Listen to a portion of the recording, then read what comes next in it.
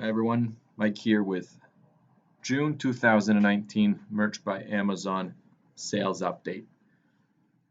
June was, I would say, as expected. It's summertime, so I'm not expecting any crazy sales, but I still needed to hover, around or over a certain number, and that's happening for me. So I'm actually uh, excited and happy that I'm kind of sticking to my plan. Total number of products sold 174 in the States, one in the UK, and two in Germany. These are just random. I'm not actually spending any time posting pretty much any products to those two markets, but that's actually going to change over the next month or so because I've just been given the ability to list long sleeve shirts, sweatshirts, and hoodies, I believe, in those two markets. So I'm going to concentrate on those products because I really want to start, expanding into those markets as well. Total revenue for the month was $2,910 and estimated royalties around 500, and to be exact, it's $488, 3 pounds and 4 euros. So about 500 bucks. Let's see how this compares to all the other months. Like I said, this is exactly what I expected, and I'm going based on my previous year's sales and basically just a trend when it comes to online sales in general throughout the year. Like I said, these are probably the slowest months, and I'm definitely expecting August to pick up. And as you can see here, next couple of months, I'm expecting, but again, no idea if that's going to happen, to be much better than last year. So like I said, a bit of a drop from May, but 174 compared to last year. That's about, well, 70 more sales. Now, as I go on with this, one thing that I want to mention is that I finally decided to spend some money and upgraded to Pretty Merch Pro, and I'll go over some of those numbers, and maybe I'll even do a video basically just going through it and giving you guys my feedback, my opinion, because it really took me a while to actually spend the money. The only reason I did it was because there was a promotion that they were running. It was like 60 bucks for the year instead of the $9.99 a month or the 90 or 100 bucks a year. So I mean, it was like a $30 difference, but it was enough of an incentive for me just to see what's going on, and hopefully it's actually useful. So this is just you know an overview of what's been selling and actually the number of sales per item. And again, it's pretty standard. You got a bunch of one-offs, twos, threes, and then we get into 8, 10, and then the next screen, for example, we have a few 7s, 20s, and things like that. So one thing that I'm actually excited about are these 7s and 6s, and if there's like a random 4 or a 5, because ever since starting to use avocado and a pond to do my research, the strategy is basically that you want to have 100, 200 products that make 5 to 10 sales a month, because when that adds up, your numbers are exploding, because you might have a different strategy where you're chasing a trend, something viral. Everybody remembers all the Eclipse shirts. If that's your business strategy, that's fine. But my plan is kind of to be in the long run. So I actually want to build up and introduce those products that will have 5 to 10 to 20 sales a month, and I want a large number of those products. Okay, now the next screen we get to Merch Pro, or Pretty Merch Pro, sorry. So this is the snapshot of June, and it goes over the numbers that I've just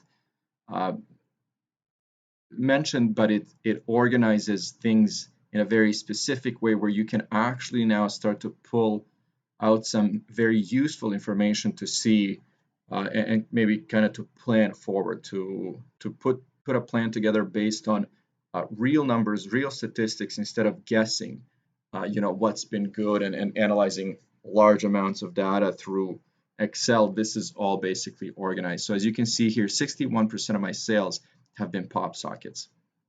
Now, I haven't actually been uploading a lot of pop sockets in the last couple of months. So, this makes me think, am I losing out on that? Standard t-shirts, premium t-shirts, as you can see here, it adds up to 33%, which is again a big chunk, and the profit margin on t-shirts is much larger than pop sockets. So again, there's definitely something to be said for that. And then we're talking about fit types. For me, the designs, 26% of them are men's and 11% women's, which again, why are men buying my designs instead of women? Should I be concentrating a little more on women's designs, women's clothing, and youth, like kids clothing? Why not? Again, the other thing that this shows me are my top colors. So it's actually very, very interesting information.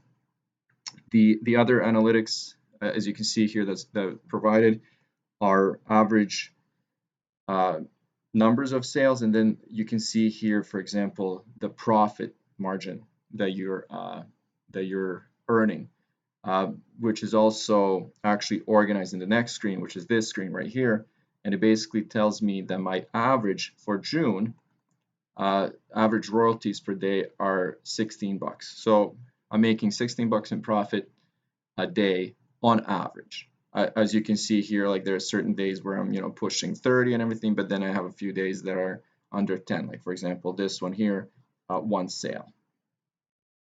So this kind of information is actually very interesting to me. The other thing that I've noticed is, let me see actually if my next screen is that one. So I didn't include it in this presentation, but I'll talk about it. So the one thing that I wanted to know for myself is unique products sold. So 83 unique products sold in the month of June, which to me is extremely low. That's an extremely low number, and it's 1.4% of all live products. Now that's very low. I think the aim is about 2% for anybody that's dealing with merch or print on demand.